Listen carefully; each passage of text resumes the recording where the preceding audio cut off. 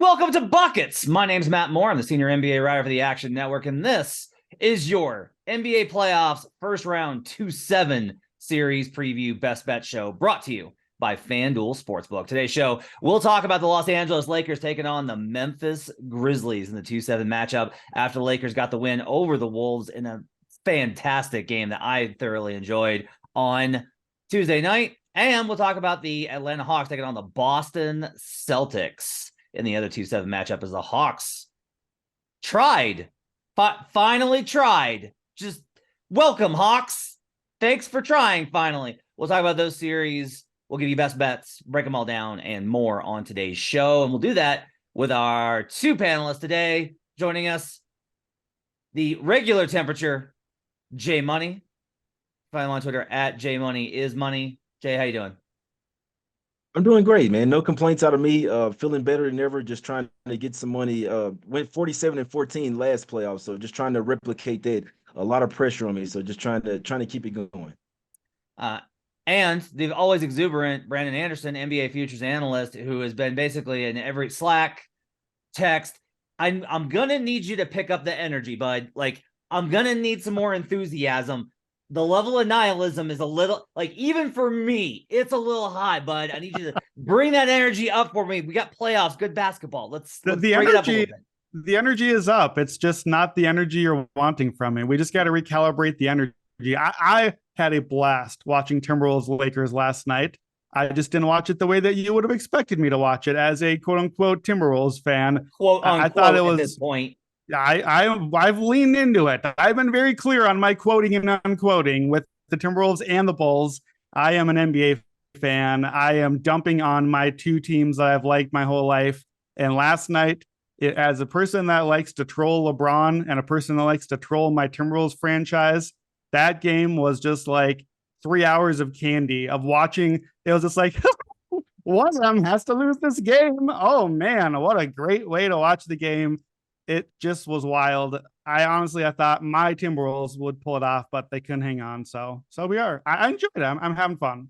I thought they put in a pretty good effort. Everyone's killing them for that fourth quarter performance. And I'm just like, they're shorthanded on travel 2 days, like 2 days removed from a very intense game versus the Pelicans they had to win without three key rotation guys versus a really tough like, I don't know. This Wolves team can, I am more of a Wolves fan at this point than Brandon is, but we're going to talk about those guys maybe later if they can get the job done on Friday. Reminder, we'll have best bets episodes for the game ones that we know of.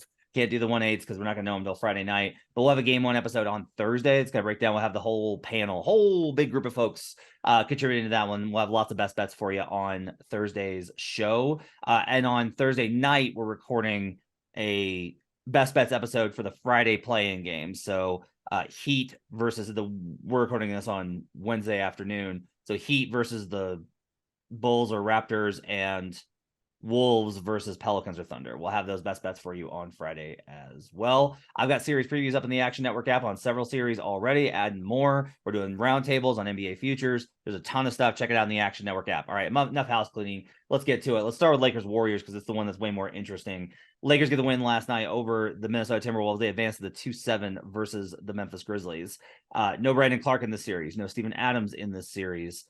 Lakers are as healthy as they can be for the 45 seconds that Anthony Davis is ever fully available. We'll go around the table. We'll give our best bets for the series, and then we'll circle back and talk about what we think the cap is. We'll do most important player angles and the elevator pitch. Jay, let's start with you. What's your best bet for Grizzlies versus Lakers?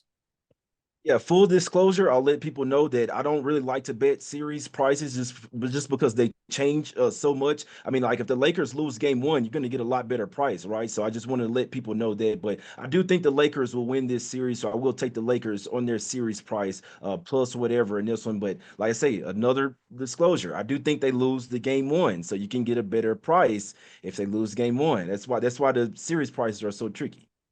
Okay. All right. So Jay's leaning on Lakers, but I will say, we found this through doing buckets for years, is that there's an opportunity if you do think that you're like, well, you can get a better price later. There's opportunities for you to build both ways, right? And you can, if you just want one side, definitely you can wait if you think that you got an angle on it. There's opportunities there, but I think that pre-flop gives you certain advantages and post-flop gives you certain advantages. Brandon, what's your best bet for Grizzlies Lakers? I'm in a pretty similar spot, actually. I'm just gonna take the Lakers. No series, games, whatever. Just give me the Lakers. Plus 115 right now is the best I see. But also, I am gonna tiptoe in a little more. I thought that this was gonna be just a bet I'd slam here. I have similar reservations game one and early in the series. So I think that there will be spots to add to my Lakers position later, but I will play them to start out here. Yeah, and we're gonna sweep this one. I'm on Lakers as well. I've already bet the series price. I got a 115 last night. Make sure to shop around because I do expect.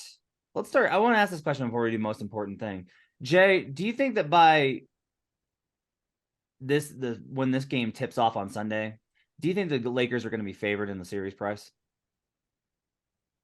I don't think so because it was pretty close already, and it seems like the money has been going towards the Grizzlies way there. So I don't think so. I don't think a lot of people have faith in them. Is even though a lot of people are betting them to win the championship, I feel like they're going to look at Ja Morant, Desmond Bane, guys like that, Dylan Brooks, and give them the edge. But I do think the Lakers come out on top regardless of what people think, and they're getting help from the refs as well.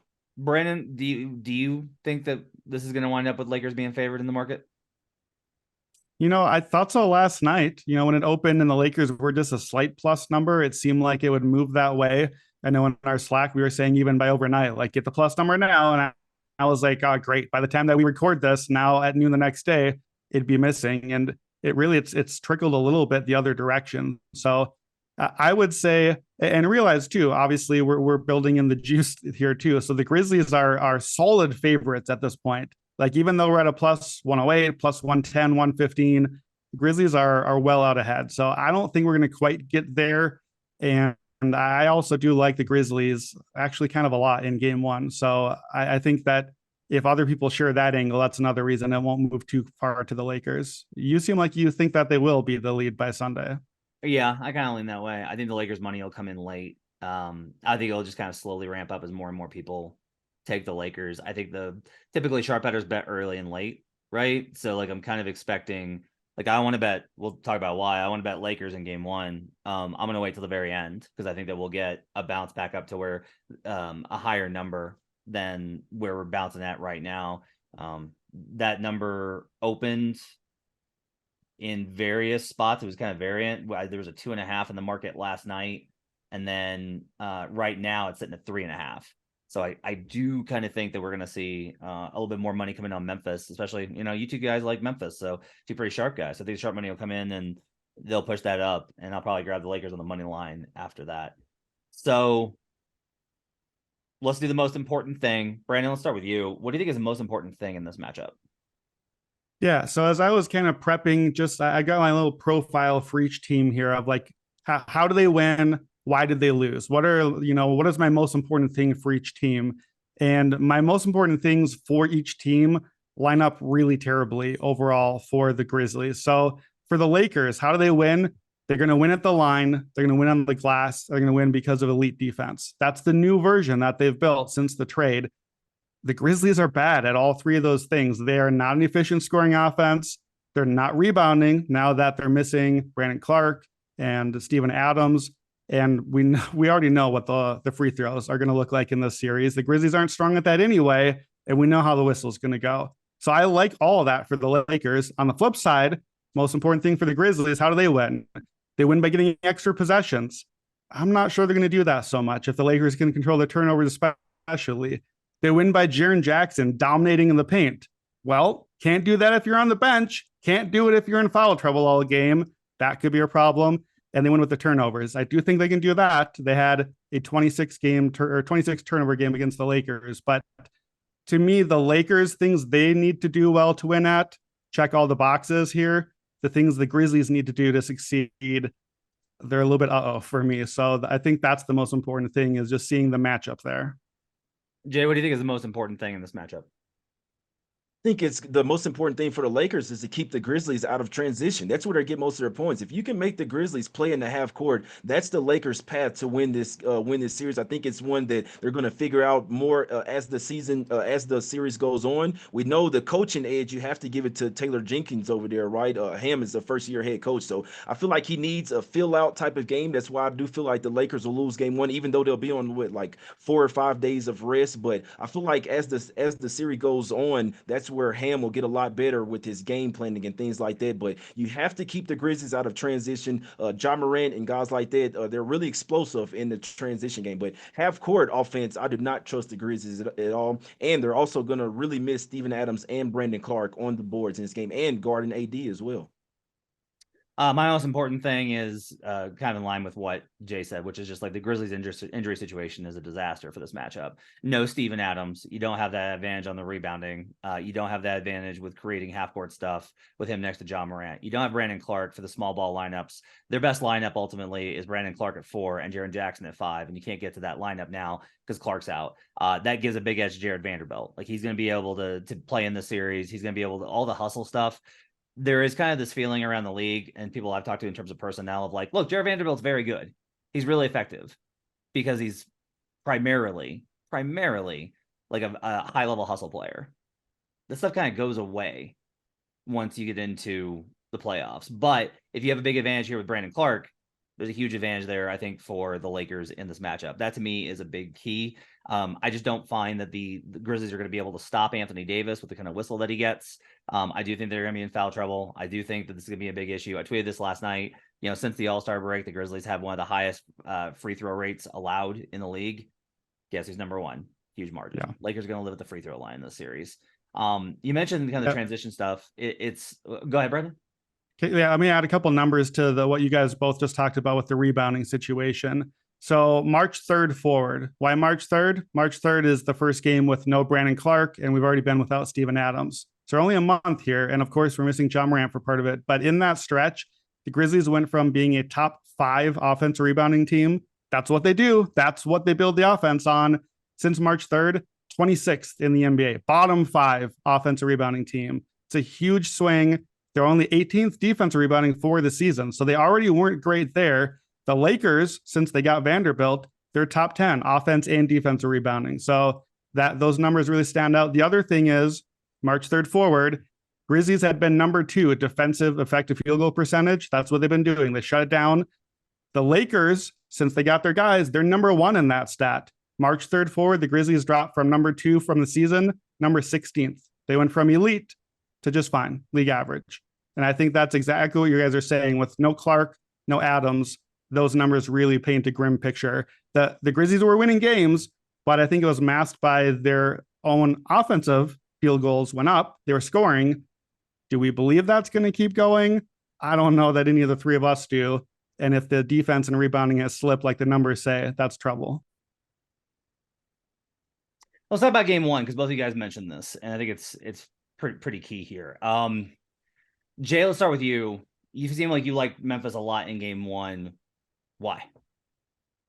Well, I mean, I think the Grizzlies are going to come out here firing, in my opinion. So, and an older team like the Lakers, I think it's going to give them it's going to take a little bit of time for them to kind of catch up. Like, I don't want that many days off, right? We saw them came out really sluggish last night as well. I do think the Lakers win the series, but that game one in Memphis is going to be rocking. The crowd is going to be rocking. I feel like that's their best advantage early in this series, whereas later in the series, that's when the Lakers, who have the experience, right? Anthony Davis, LeBron James, even guys like Schroeder as well. But I feel like they're really going to start to figure out the matchup advantages. As like I said, the coach as well, he's going to start figuring things out as the series goes on. But the Grizzlies have the major advantage in game one, in my opinion. Even though they have a longer layoff, they're a younger team, a run and gun type of team. So it's not necessarily like where you're older, you have to kind of warm up a little bit here. And we saw that yesterday with the Lakers as well. So yeah, I like Grizzlies in game one. I actually put a little something on a -3. So we'll talk more about the game ones in our game one pod. Post All-Star, the Lakers give up the 3rd most points off of turnovers per 100 possessions in the league. That's how Memphis lives at home, is they want to create turnovers, get out in transition, run it down your throat. That's what they've done all year long. So there is an edge there. I think I'm still a little hesitant because I just do not love Memphis in hype spots. They get way out over their skis. You look back to last year, Wolves hit them with a different matchup. They lose that game 1 at home. Everyone's like really shocked, except for us, who we were talking about the Wolves in that series from the get-go. I don't remember if Brandon joined me on that one or not. Second round, they face the Warriors. Golden State comes in and they steal one in game 1, and that effectively ends the series. Like that series, if Ja had been healthy, might have gone 7. If it wasn't for that game 1, the Warriors steal it. Now, I don't think the Lakers are as good as that Warriors team was last year, but I don't necessarily know if this Grizzlies team is as good as that team was last year because of the injuries with Brandon Clark and Steven Adams. The Luke Kennard thing is going to be a really big deal here, where the Grizzlies are going to have to hit, like, they're going to have to, you got to win the math game. Like, you have to. Wolves, that's how they almost won that last night, is they won the math game hitting threes. Grizzlies half-court offense has been much better over the back half of the year since they traded for Luke Kennard. It's a big deal. Like, Desmond Bane and Luke Kennard are going to have to be huge factors in the series. I'm not necessarily sold that I think Memphis is like going to, like you say, like Memphis is going to come out firing. I don't know that that's a good thing. Like, I don't like it when I know that Memphis is going to be too amped. Look at the Lakers game with the Shannon Sharp debacle. They're too jacked up. They're on national TV. They're facing the Lakers, all this excitement, and they implode. They completely lose their heads. Like, this is a consistent problem with that team. I do not like them in moments where there is a lot of expectation, where it's a big spotlight. They get a little too amped. Brandon, why do you like Memphis in game 1? Yeah, I want to respond to things you both said there, because it's a lot of why I worry a little bit about the Lakers early in the series and like them more later. So we start with the shooters thing. So I made a note of that. Last night, watching the Timberwolves game, and the Timberwolves just keep hitting threes. And we got Taurean Prince, Slow-Mo, Mike Conley went 12 of 20 on the night. And not only are they hitting them, they're rhythm threes, they're open threes. And the Lakers are kind of like peeking over and like, go ahead, take the shot. And I'm like, oh boy, we got Desmond Bane and Luke Kennard now. These were our 3-point shootout picks. Don't do that. Don't do that, please. Here's the numbers from 2 games when the Lakers played the Grizzlies post All-Star break. So these are actual applicable numbers here. This is the real Lakers team. In those games, the Grizzlies shot 15 of 68 on 3-pointers, 22%. Here's the real concerning number. Listen to not the number of makes, but the number of attempts. Desmond Bane, 2 games, 0 for 7. 7's not enough. 7 in 2 games from Desmond Bane, not enough. Luke Kennard, 2 of 8. Dylan Brooks, 5 of 16. If they get Dylan Brooks taking as many 3-pointers as Kennard and Bane combined, that is not the math you want for the Grizzlies. For the season, Bane and Kennard, 44.1% threes. Everyone else on the Grizzlies, 32.9%. So the Lakers, they allow a ton of 3-pointers, but they 3-point attempts, but they're number 2 in percentage allowed. And I'm wondering if that might be by design. Do you close out on the 2 shooters and then say, Ja, shoot away. Brooks, please keep shooting Dylan. So I do wonder if there's a little bit of that.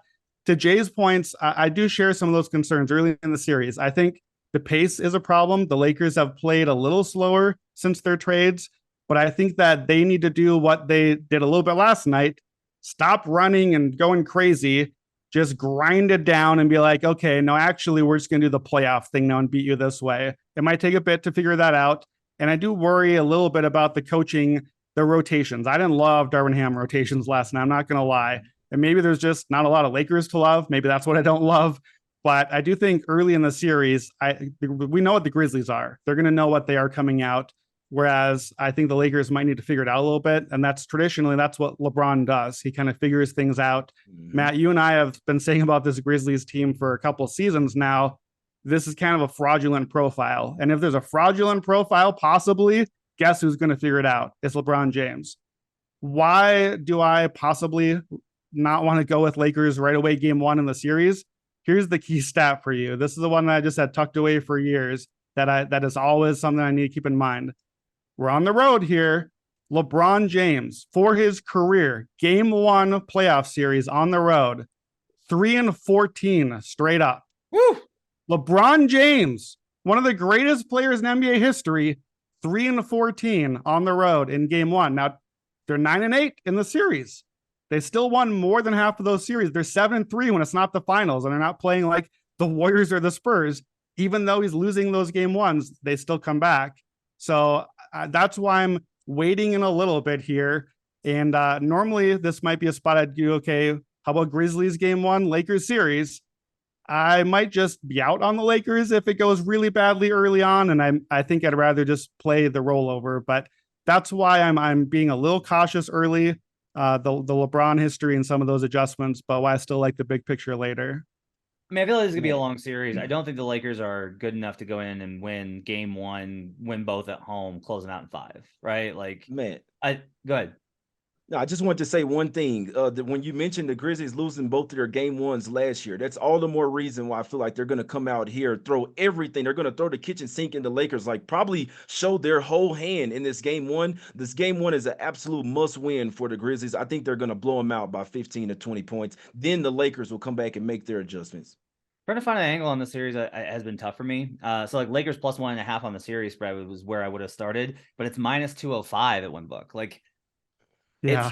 it's just the books are like, we know you want to bet the Lakers. We're aware you want to bet the Lakers. You're gonna have to pay for it, like, which is interesting because they still make the Grizzlies a favorite. The Grizzlies are a 2 seed. It's just kind of wild that we're getting these kind of numbers. And I don't want to go so far the other way where usually I'd be like, well, all right, let's lean on the outcomes where it gets completely away from Memphis and the Grizzlies or the Lakers do win this short, right? Like minus 1.5. Lakers in 6 is plus 200. I just I don't feel great about the Lakers being able to get to 3 wins before game 6. So like, I think the series goes long. I think the series goes tough. I wind up being like, the overall range of outcomes still kind of favors the Lakers at a plus number.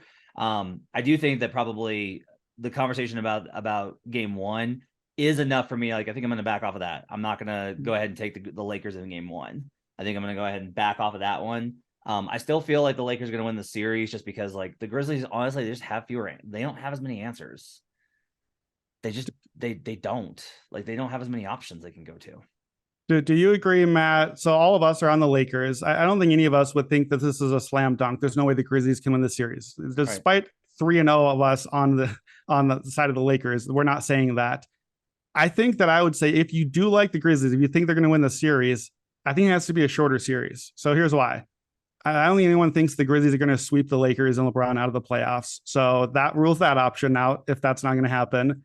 Game 7 in Memphis, LeBron has won 6 straight game 7s. He's only ever lost a game 7 in that initial Cavs stint. So you don't really want LeBron in game 7 necessarily. Okay, how about Grizz in 6? All right. Now we're in Los Angeles.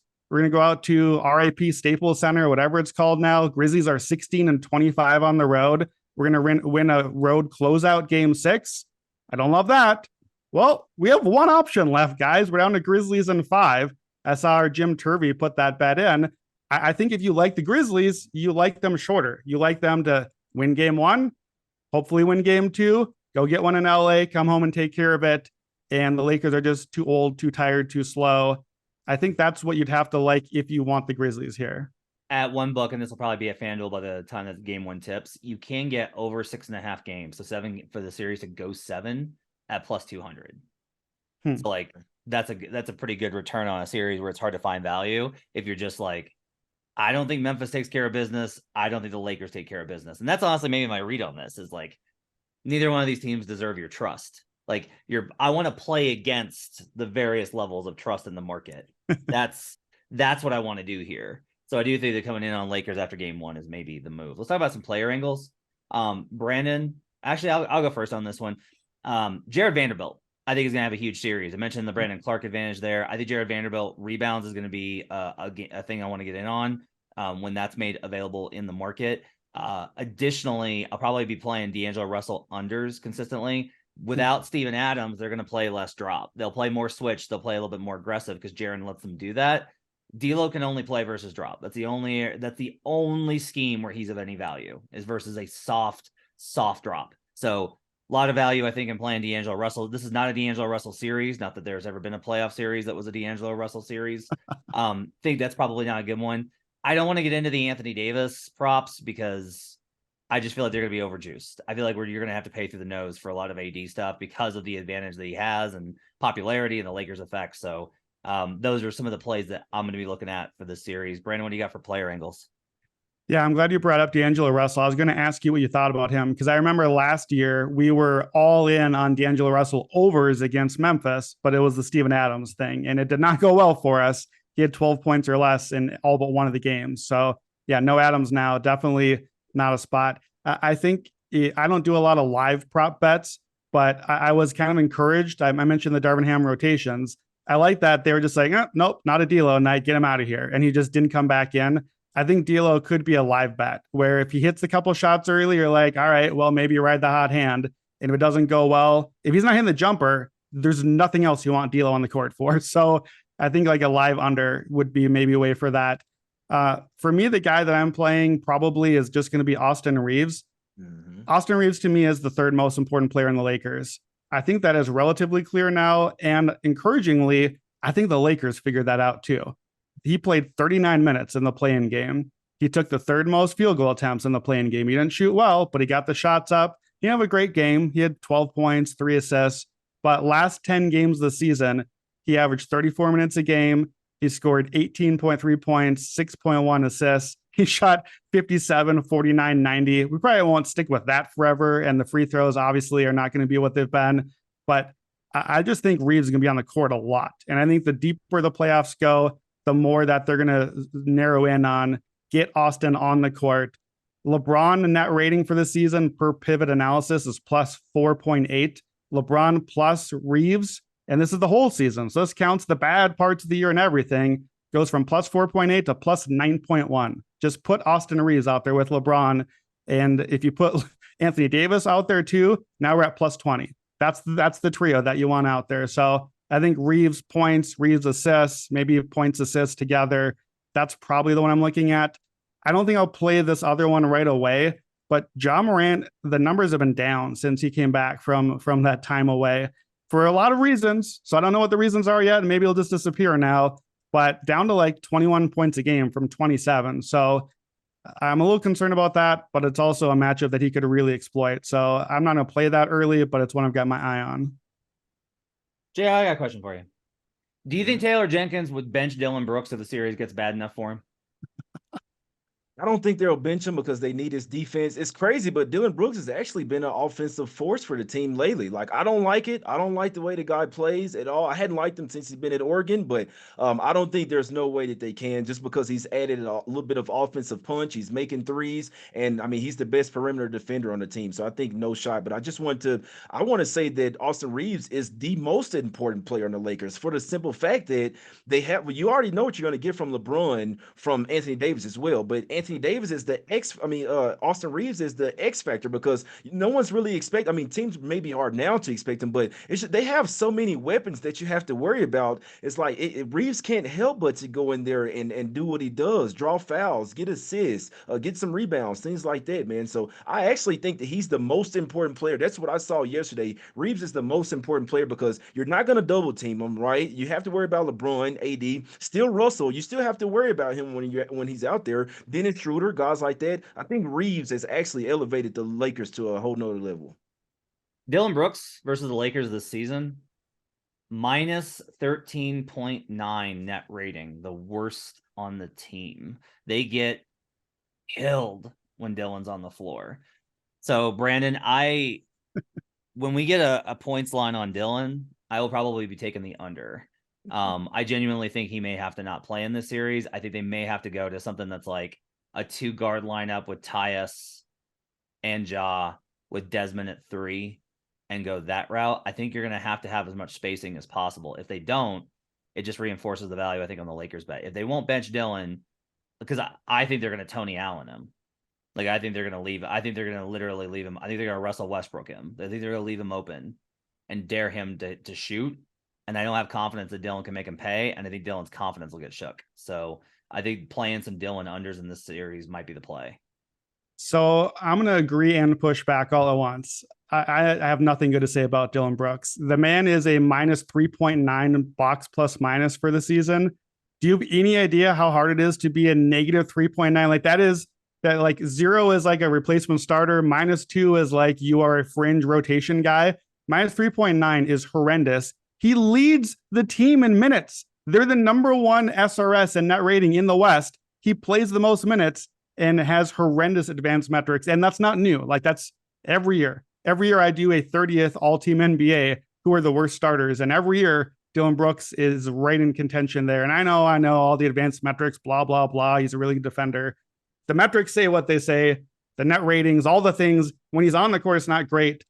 I'm not playing the unders. I might actually play the overs because I don't think Taylor Jenkins is going to hook him. I've never seen it. Why would you keep playing him all this season, all last season, all the playoffs?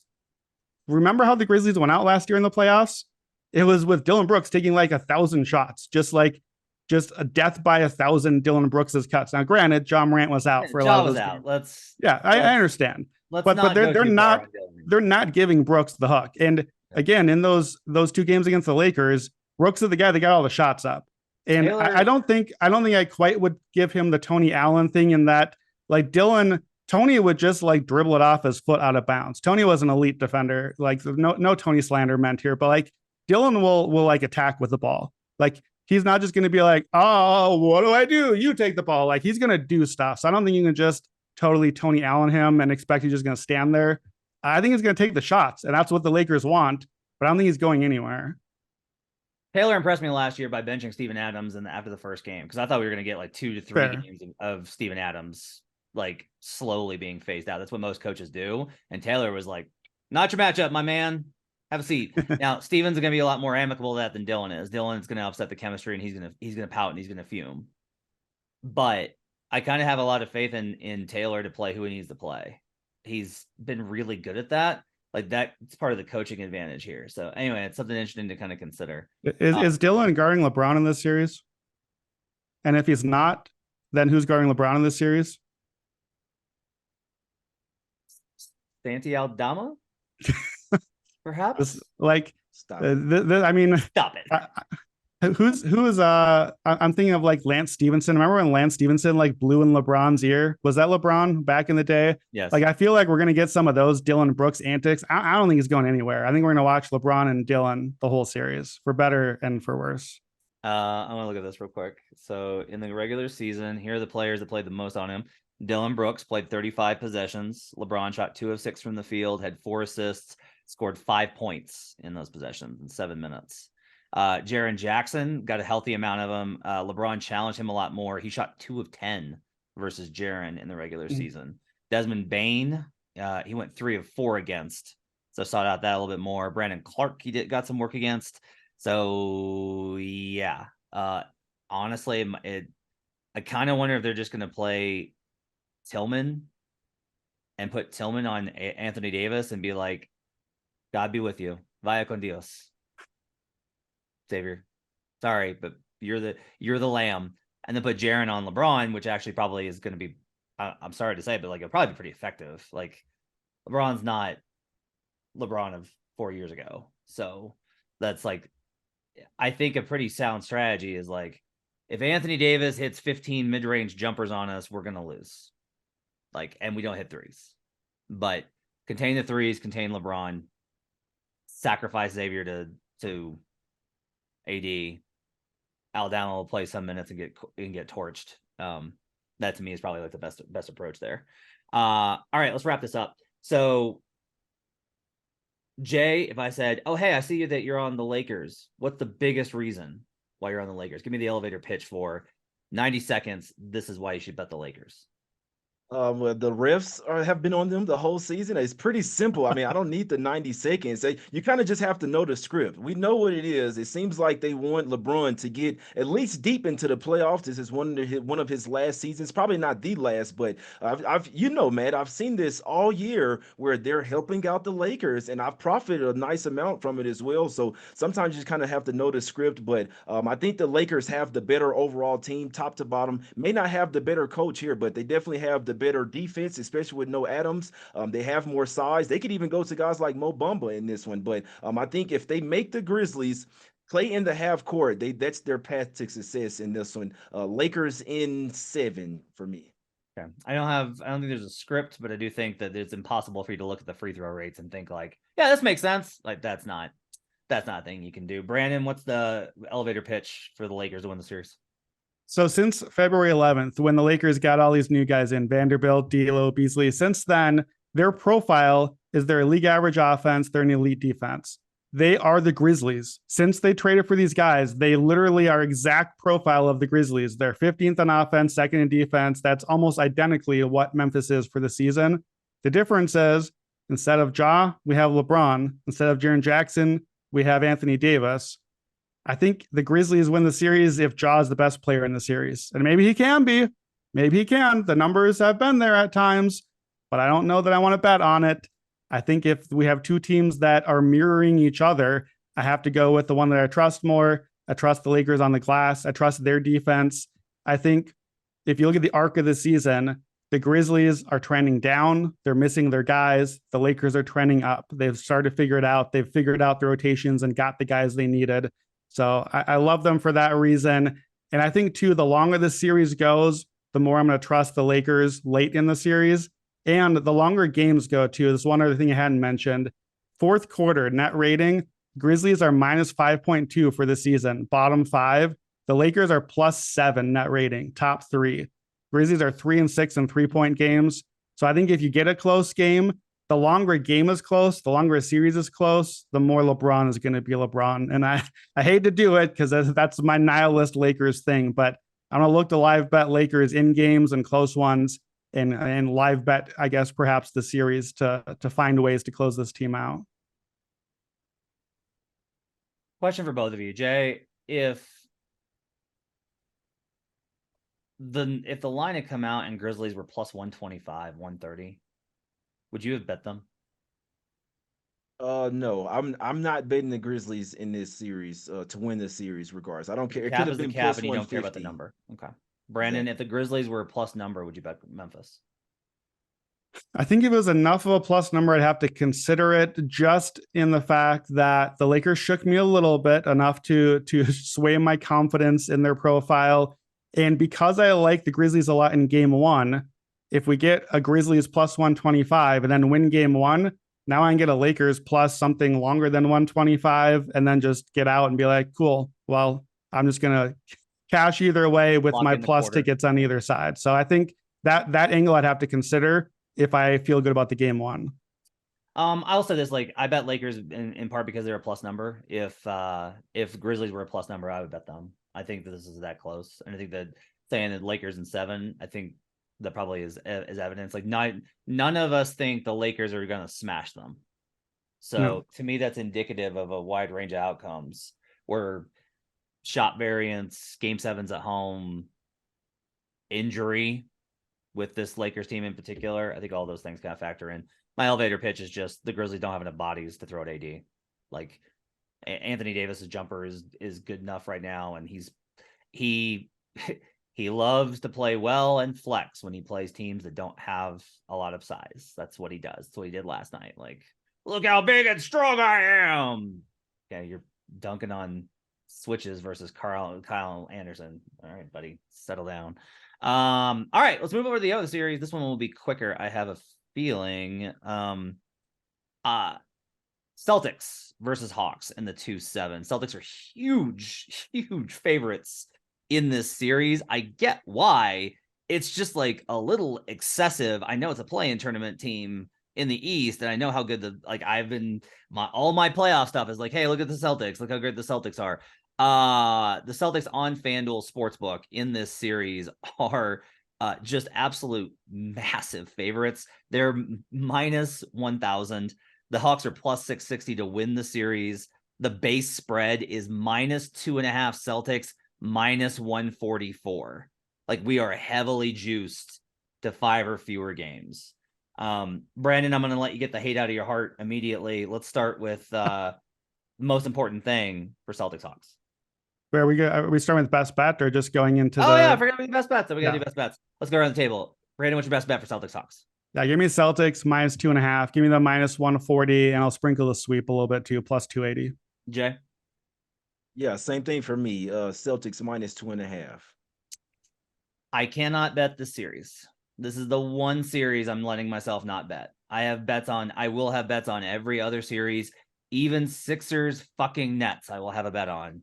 This one, I cannot bet. We'll get into why. Brandon, let's start with you on the most important. Yeah, I think the Hawks are going to get murdered on the math here. Atlanta takes the most 2-pointers in the league. Celtics 2-point defense is very good. Atlanta's effective field goal percentage, offense 19th, defense 22nd. Boston is top 4 in both of those. So they're going to get out efficiencyed into oblivion, I think. Atlanta is last in 3-point attempt rate, bottom 10 in percentage. The Celtics are top 5 in both of those. So we're going to get crushed on 3-pointers. The Hawks don't defend. 2 games this season when they played a meaningful game, the Celtics scored easily, just so easily. 66% EFG in those games. They had a 129 offensive rating in those 2 games. So I don't see how Atlanta's defense gives them any chance. For me, this is the best team in the field versus the worst team in the field. And I don't really care who comes out of the play-ins. I still think that that's probably the case for even with the 8 seeds. You think the Hawks are worse than the Nets? No, probably not. That's fair. All right. So we won't say worst team in the field. But yeah, I think this is a spot. I think Boston has to feel very good about this. I don't know that Miami was going to beat Boston, but you don't want to play Butler and Bam, and you don't want to grind out that series. Instead, now the Bucks might have to. Instead, you get to kind of rest up, hopefully take care of business quickly. Hopefully not put too many miles on Robert Williams and Al Horford, which is really important because they're going to need them later on.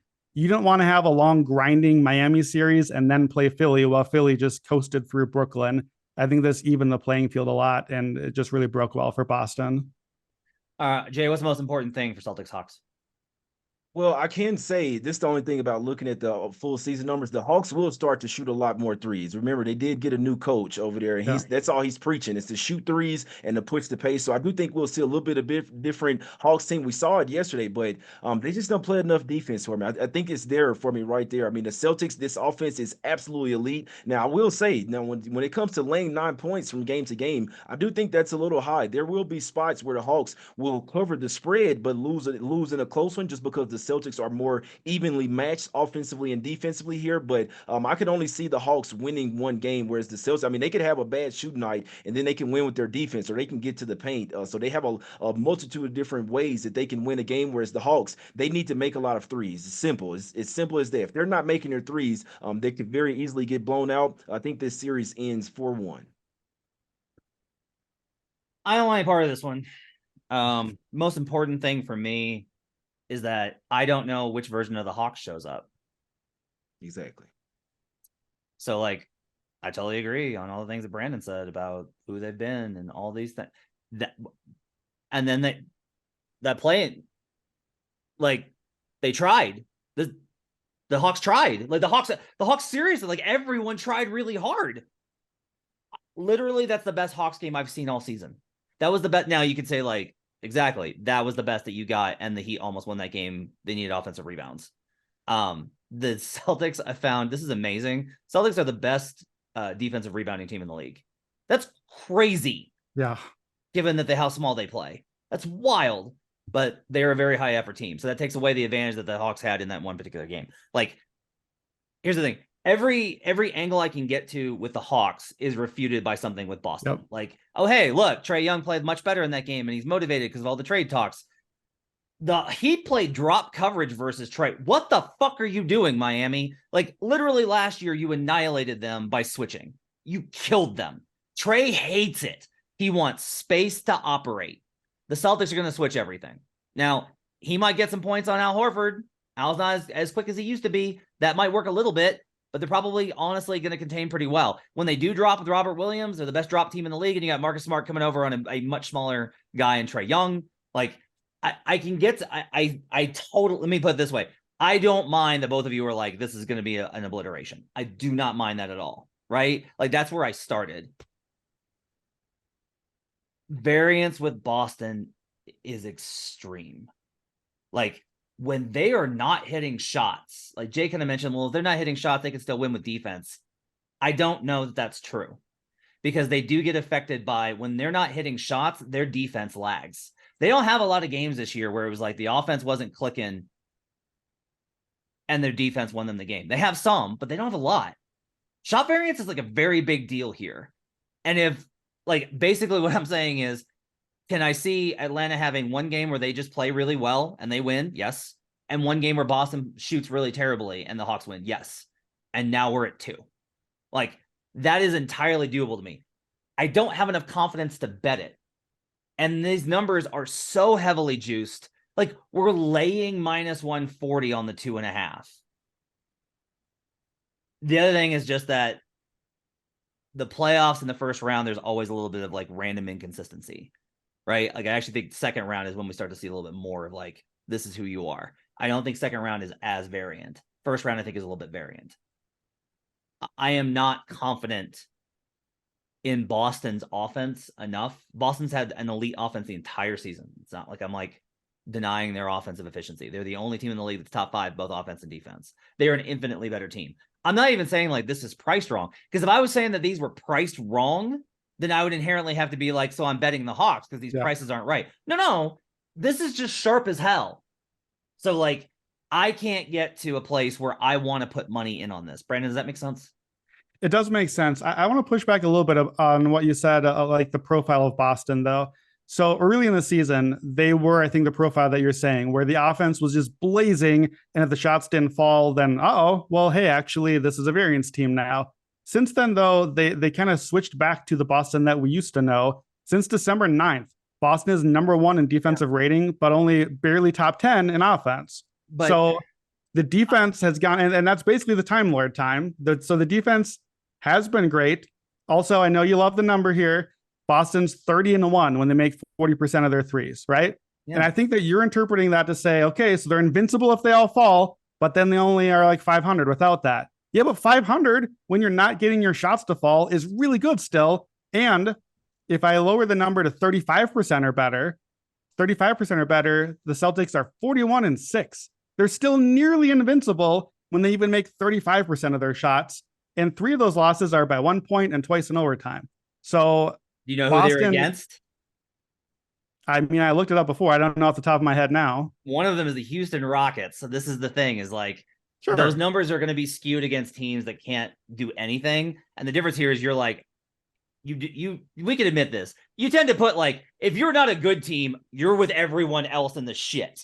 And like, I'm like, no. There's Houston down here. And then there's like a nice middle section where Atlanta is. And then there's like, and that's my point here is like, Atlanta is not so, no, let me put this. Atlanta has the capacity to not be so bad that if they don't shoot well, they can't win. Does that make sense? Like, it does. Can Atlanta win a game in Boston? Yes. Okay. See, I don't see Atlanta winning in Boston. And this is why I'll make a quick case for the sweep here. I think Boston goes up 2-0.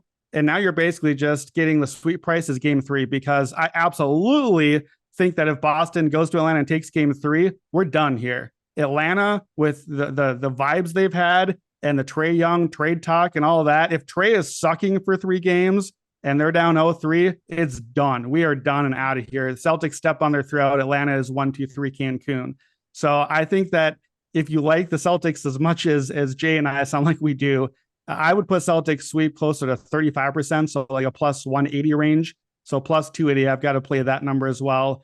I think there's a world where this begins the summer of nightmare for Trae Young, where everyone has just completely just turned on him and left him for dead after Boston's defense kind of obliterates him, and he has a terrible series. And we're like, okay, we got to do this differently with Atlanta. Yeah, I mean, look, so again, I mentioned how like there's all these numbers where I can't there's all these numbers where I can't bet the Hawks, right? Like a lot of this and not a lot, some of this is feel. Like some of this is absolutely like, I don't know. I mean, I guess one of the things I would say is like, if you actually want to ask me where I think the value is, I genuinely think it's on like the series price minus 10,000. I don't have any interest in laying yeah, the minus that number or minus 1,000. Like I don't have any interest in laying 10-1. Like, yeah, I think that's inaccurate. Like I think that there's like, it's probably higher than that given like how confident I am Boston wins this series. But I also, it's when we get into the derivatives market that I can't find an angle that I think is satisfactory to what I'm looking for. I just can't find like, yeah, if you want to lay, if you said like, well, I laid the minus 1,000, I would be like, that's a good bet. Good for you. You will get good. You got positive EV on that bet. I don't have any interest in doing that. Additionally, in this series, a couple of other notes. Clint Capella. So let's go into player stuff because I'll say this. Yeah. Okongwu is going to have to play a lot in the series. It's going to be Yep. a test of Quinn Snyder, and it's honestly like a really interesting question of if you're the Hawks and you're trying to transition to Okongwu, and they are.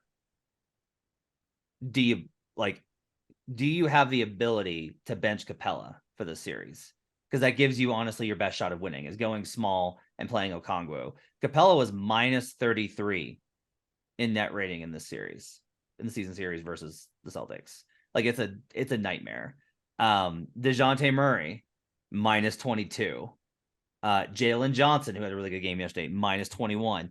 Trey was like a much better minus 14. John Collins was minus 10. That's kind of notable. One thing to kind of note here is DeAndre Hunter's numbers are a little bit better in this. He's only a minus 8. Was much worse without him on the floor. Again, we get into these things and it's like, I cannot find a Hawks angle. Search for one, can't find one. I do kind of wonder if Onyeka Okongwu is maybe our play here, or maybe we just take Capella unders versus a dominant rebounding team, and that might be the play. Brandon, I know you have plays on this, but I want to ask Jay. Jay, are there player angles that you think will be relevant in the series? Yeah, I think looking at Sadiq Bey and Bogdanovich threes coming off the bench, they're shooting it at every chance they get. I mean, you look at yesterday, they were the best three-point shooters. I know that they are the bench players, but that's all the more reason. They need scoring from the bench. I think those are the perfect props to look at here. Trae Young hadn't been shooting the three well. I know DeJounte Murray had a good shooting game the other day, but he's not a great three-point shooter. I think Bogdanovich and Sadiq Bey have a green light to shoot almost every single time they touch the ball. I think looking at their three-point props are the way to go here. Sadiq Bey in the season series versus the Celtics, he only played one game after the trade. Plus 10 net rating, 130 offensive rating with Sadiq Bey on the floor versus that Boston defense. Brandon, what are your player angles for the series? Yeah, they're those. I'm mad that I didn't get to go first. You guys stole my picks, so let me just reinforce them instead. They're literally exactly Okongwu and Sadiq Bey. So yeah, I don't think this is a Capella series.